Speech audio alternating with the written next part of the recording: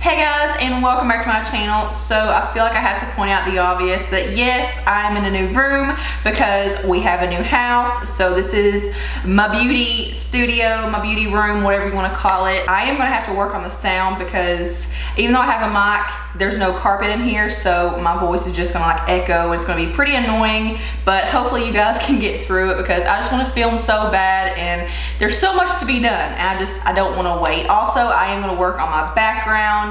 So today's video is going to be all about popular high-end products and if I think they're worth the hype or not. So I'm going to tell you my thoughts on these products, kind of demo tutorial style. I have 5 high-end face products to show you guys today. So just to give you guys a little roundup of what we're talking about today, I have the Hourglass Mineral Veil Primer, the Mercier Translucent Loose Setting Powder, the Becca Highlighter in the shade Champagne Pop, and 2 Cover FX products. I have the Cover FX Custom Enhancer Drops and the Cover FX Custom Cover Drops. So the Hourglass Mineral Veil Primer comes in at a whopping $54. You get 1 fluid ounce, which is standard. It just says an oil-free primer with a silky, airy texture that leaves a smooth canvas for makeup while reducing the look of redness, pores, and wrinkles. It does have SPF 15 and it repels water so makeup stays looking freshly applied all day long. So I actually didn't know that about this. So this was sent to me by Influencer to review, and I'm probably one of the only people in the world who does not like this product. It just feels really kind of greasy on my skin. I don't really have any problems with it as far as like how it makes my makeup wear or anything, but I just don't like the way this looks, and it kind of has like a bluish tinge to it. You can't really see it right now, but every other time I've used this, I swear to you,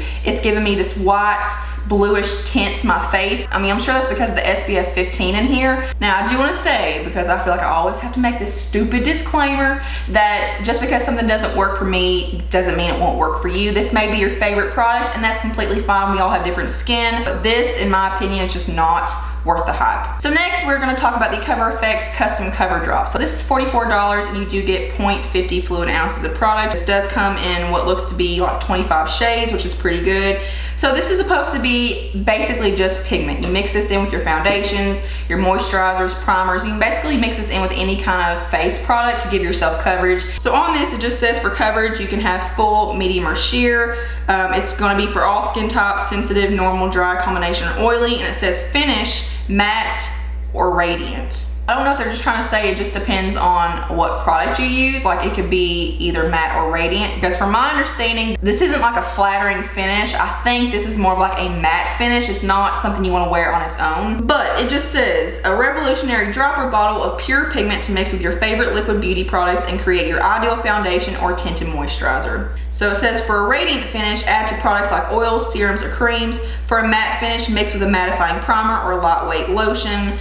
But I actually really haven't used this a whole lot because I don't really get the purpose of it. I mean, I understand that you mix this in with other products to get better coverage, but my theory is if you're having to use an extra product to make the product that you're using better, then it's probably not something that you actually like. Like if you have to use something like this to give your foundation better coverage, why not just find a more full coverage foundation? And I mean, I guess you could argue that, okay, if you have a lighter coverage foundation, you may want to wear it through the day or on days when you don't have to cover up so much, and then you want to use something like this to just, you know, give you more full coverage when you need it.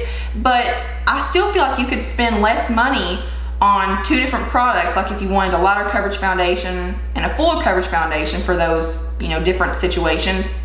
I feel like that would be cheaper than this $44 extra mix-in product, if that makes any sense. On one side, I'm going to use just the foundation. On the other side, I'm going to use the foundation with the pigment drops. So I think I'm going to use the Wet n Wild Photo Focus Foundation. This is more of like a light to medium coverage. Also, these pigment drops I got when I was more fair. I didn't have a tan at all. So this is definitely going to be way too light for my skin. But you know what? The Sephora near me doesn't sell Cover FX, and I didn't want to order another one and return these. So we're just going to work with it. Who cares? Let's do, okay, the front and the back is how much product I'm going to use on the side with just foundation. So I would definitely use more product to get better coverage with this foundation, but this is the only way I know how to show you guys like the same amount, but seeing if we use less on the side with the Cover FX drops. Ooh! I have a monstrosity on my head. Why? So I'm gonna go ahead and shake up the Cover FX drops. This is in the shade, what's the shade? I don't even know what the shade is. So I don't really know if I explained it, but the foundation has a spatula. So on this side, I swapped the spatula on both sides to get off all the product. So that's what we got going on here. I don't know if I explained that very well. So now on this side, I'm just gonna do one side. So I'm just going to swap it one time on my hand, and we still have that other side left over. I'm gonna try to see if we use less product with the Cover Effects drops, because I am gonna try to build up the coverage with just these. 2, 3, 4, 5, 6. So I'm trying to get the fullest of the full coverage. So this is giving better coverage than the just foundation side. And I do have quite a bit still left over on my hand. Or I mean, not really a whole lot, it's kind of just smeared all over my hand. It kind of made it to where it didn't really blend out as easy. So here's just the Wet n Wild side. There's a little bit of like a satin matte finish. It's not super mattified or anything. And that was 2 swaps of the spatula. And then here is 1 swap of the spatula and 6 drops of the Cover Effects drops. I still don't feel like it's like complete full coverage. It did cover this up here pretty well. I can still see it, but it did cover it up for the most part. Okay, I'm gonna do 1 more swap, like not even a full swap of some more foundation. So that's all I use. I'm just gonna use a couple more drops. These are pretty thick. I'm just gonna go in and see if I can really build this up to full coverage with a couple more drops and a little more product. I still used less foundation on this side. So it did get it pretty much to full coverage. So I used a total of 8 drops for full coverage. And I mean, I feel like it would take you a pretty long time to actually use this up if you were just using it to mix in like every now and then. It's pretty mattified. Like it's actually kind of like a flat matte, and I don't like that. My skin looks pretty dry.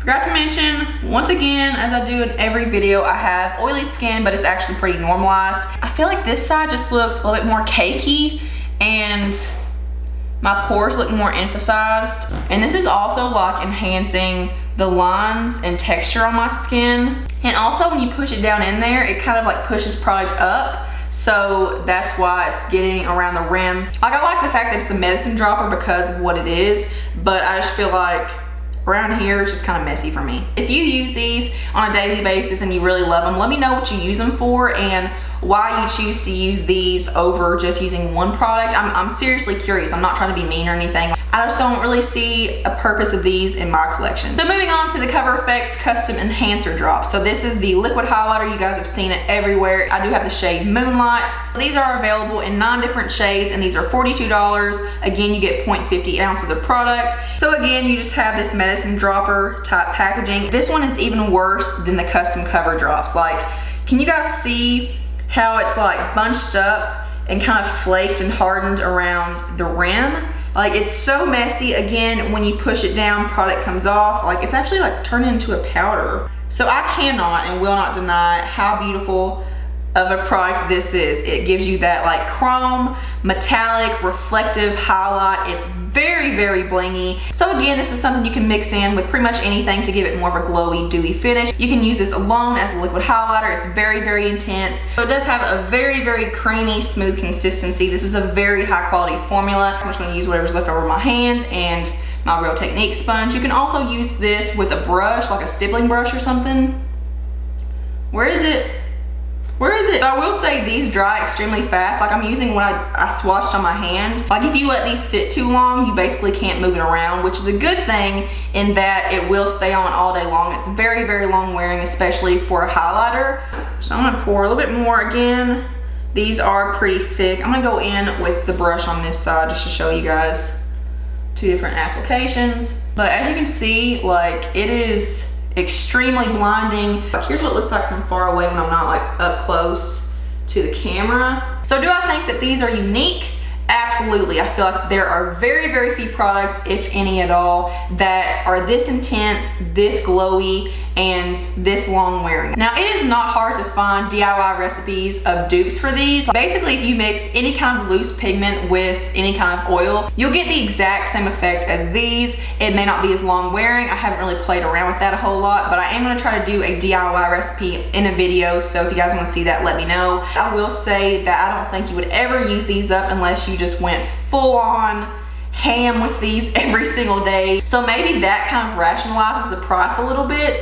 If you like liquid highlighters, then I mean, this is probably the best of the best, but I'm most likely still gonna go in with a powder highlight on top. So with the purpose that I would use it for, it's probably not all that worth it for me. So now moving on to the Mercier translucent setting powder. This is by far the most popular, most hyped up product I think I've ever heard of. I do not see the hype in this. Now, a lot of people say this is very, very good if you have oily skin. It kind of keeps your oil at bay.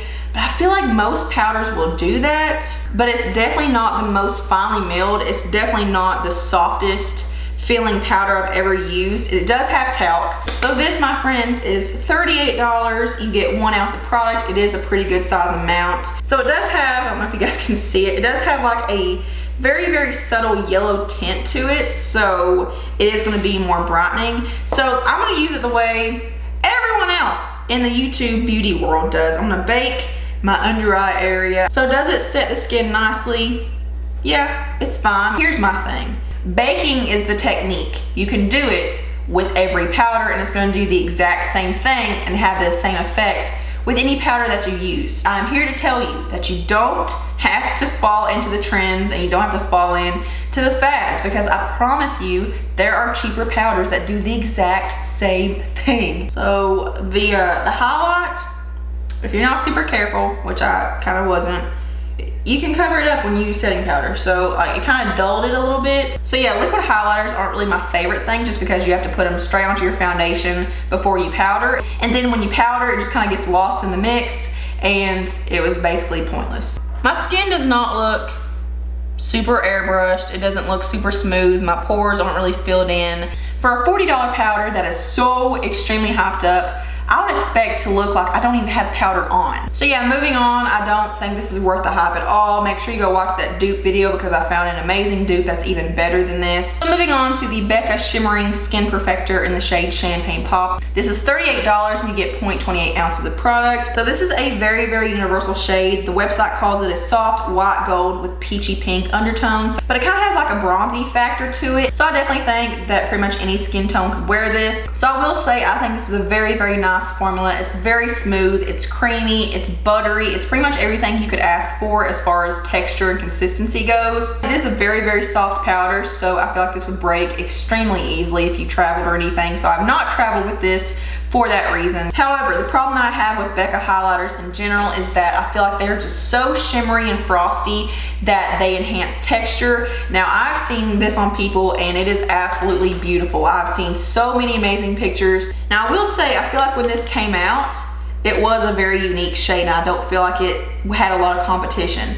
But since this came out and this was so popular, I feel like so many brands have tried to dupe it and they've done it very successfully. And you may be thinking, this is a highlighter. Of course it's gonna be shimmery and frosty, but I do have highlighters that don't emphasize texture like that and they don't look as frosty on my skin and they still give me that same really pretty glowy wet effect. It's so hard for me to say no to this because I mean, come on, it's gorgeous. For the sole reason that there are other highlighters out there now that dupe this in shade, I just can't say that it's worth the price. I definitely think it's worth the hype because the color is gorgeous, it is so universal, but there are other highlighters out there that rival this now. So that is it for this worth the price, worth the hype video. I hope you guys enjoyed it. If you want to see more of these, then make sure you let me know in the comments below what price you want to see featured. And that is pretty much it. So thank you so much for watching and hanging out with me today. Thumbs up if you like this video, subscribe, follow me on all social media. All the links are below as well as all the products I talked about today. And I hope you guys have a beautiful day. Mwah.